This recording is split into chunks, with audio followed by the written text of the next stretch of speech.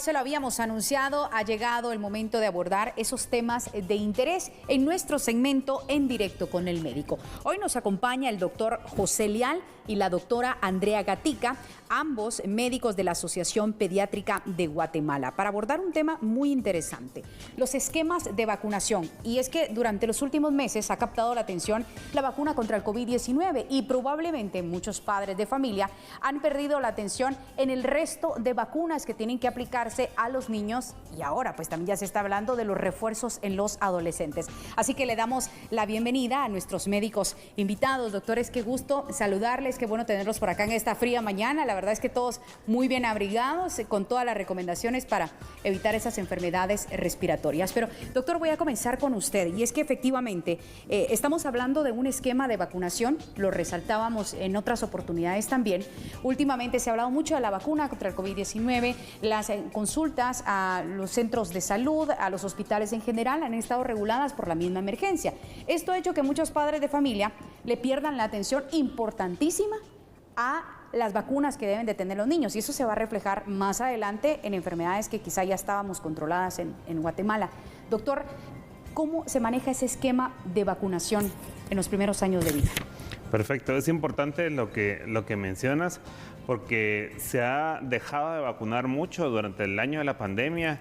Cayó más o menos un 17-18% de la vacunación a nivel de Latinoamérica, que ese es un factor importante para enfermarse de otras cosas que no es COVID.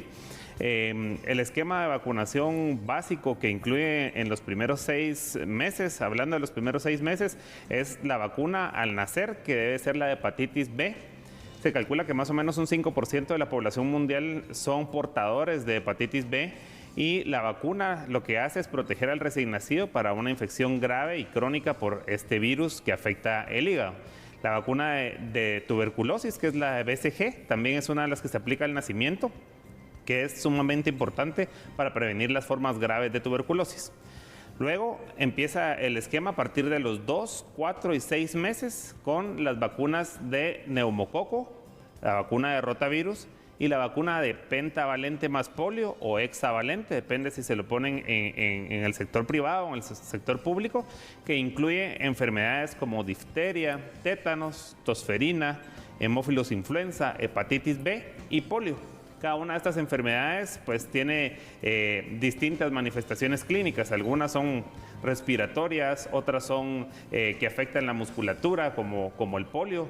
Ya gracias a Dios pues nosotros tenemos 25 años en Guatemala sin polio, que es una de las enfermedades por lo menos erradicadas en nuestro país, pero todavía hay brotes de polio en ciertos países, ¿verdad?, que se han dejado de vacunar, y eso es por lo cual hasta que una enfermedad termine de salir del mapa, pues nosotros tenemos que seguir colocando esta vacuna porque es importante proteger a nuestros chicos. Doctor, y ese punto es muy importante porque ustedes dicen ha bajado de un 17 a un 18%. Esto los tiene alarmados a ustedes como especialistas en la salud, porque si bien es cierto, ahorita no se ve, pero más adelante esos niños que no fueron vacunados pueden resurgir ya con este tipo de enfermedades que incluso se pensaban estar erradicadas. Más adelante vamos a hablar de ese refuerzo de vacunas porque lo platicábamos detrás de cámaras. Por ejemplo, yo no sé ni qué vacunas me pusieron de niña, que yo me recuerde, no sé si me haya puesto algún refuerzo de adolescente, y eso tiene que volverse a generar esa cultura de protección. ¿Cómo no? Así es. Bueno, ahora me voy a referir, esta ya es pregunta para los dos, en cuanto a los esquemas de vacunación para los primeros años. Ajá. Es diferente a aquellos que acuden a los hospitales nacionales, a los hospitales privados o también a los hospitales del ICSS. ¿Tiene alguna variación o son las mismas que por ley tiene que aplicarse a un niño en los primeros años de vida? Por lo menos en los primeros 6 meses, ya la doctora Gatica les ampliará a partir de los 6 meses en adelante. Las vacunas, a veces lo que cambia es la marca, ¿verdad? En cuanto a rotavirus, digamos, la que se aplica normalmente en el sector público es de 2 dosis y la que se aplica en el sector privado es de 3 dosis. También está la de 2 dosis, pero el esquema ahí se considera como completo el esquema básico, ¿verdad? En cuanto a neumococo, está la vacuna aquí se tiene un esquema de 2+1, que son 2 vacunas antes del año y una después del año. Este es el esquema básico, y el esquema ampliado que recomienda la Academia Americana de Pediatría para una mejor inmunidad son 3 dosis antes del año y una después del año, ¿verdad? Entonces ese es el cambio, porque realmente en cuanto a la vacuna de pentavalente más polio, lo que se hace en el sector privado es poner una vacuna que se llama hexavalente, que trae ya la polio incluida en un solo pinchón. Es un poco pues menos reactogénica, pero al final la inmunidad que brinda es exactamente la misma. Solo voy a detenerme antes de darle entrada a su intervención, doctora. Usted dice en los primeros 6 meses de vida, es decir, un niño al nacer, por ejemplo, en un establecimiento público, un hospital nacional, ya al nacer inmediatamente se da la primera aplicación de vacuna. ¿Esta es obligatoria o voluntaria? Porque muchos dirán, no quiero que vacune a mi niño. Pues la verdad es de que en la mayoría de los hospitales todas las vacunas deben ser voluntarias. Sin embargo, todas las personas que nacen en un hospital público, en las primeras 24 horas se administra la vacuna de hepatitis, así como se administra vitamina K, gotitas de antibióticos en los ojos, que son normas ya establecidas por los hospitales para colocar esta vacuna. Entonces, antes de que salga el recién nacido, se va con vacuna de hepatitis B y con vacuna de BCG previo a su egreso. Claro, y después ya se les da el carnet de vacunación y la madre tiene que darle ese seguimiento. Doctora, ¿varía entonces este esquema de vacunación en lo que habíamos hablado, en el ICSS, establecimientos públicos y privados, estatales, en final? Sí, vamos a hablar de un esquema básico, como dice el doctor Leal, y un esquema ampliado de inmunizaciones. Se trata a nivel de salud pública que se tenga el esquema más completo posible, basado en la epidemiología del país, en las enfermedades que son más prevalentes y que registran mayor morbimortalidad, que quiere decir mayor enfermedad o mortalidad en los niños. Entonces se trata de abarcar un esquema que pueda cubrir esas necesidades, y cada país va a formular un esquema específico a sus necesidades.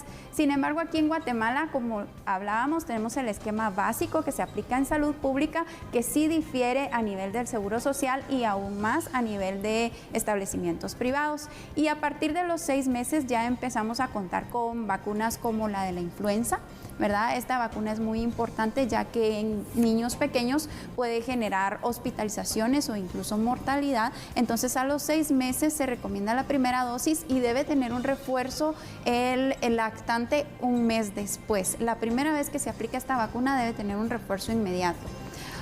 Posteriormente, a los 12 meses ya tenemos la vacuna del sarampión, rubiola y paperas en el esquema básico.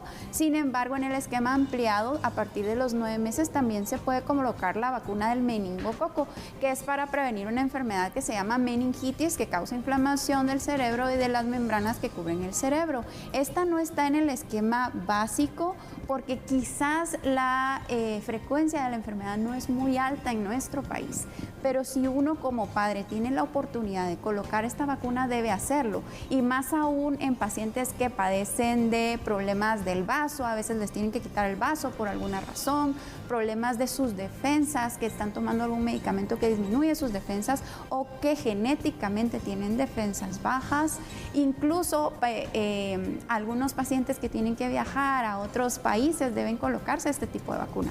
Entonces, nosotros como pediatras siempre le decimos a los padres, si usted tiene la oportunidad de inmunizar a sus hijos de la mejor manera posible, coloque la vacuna de meningococo.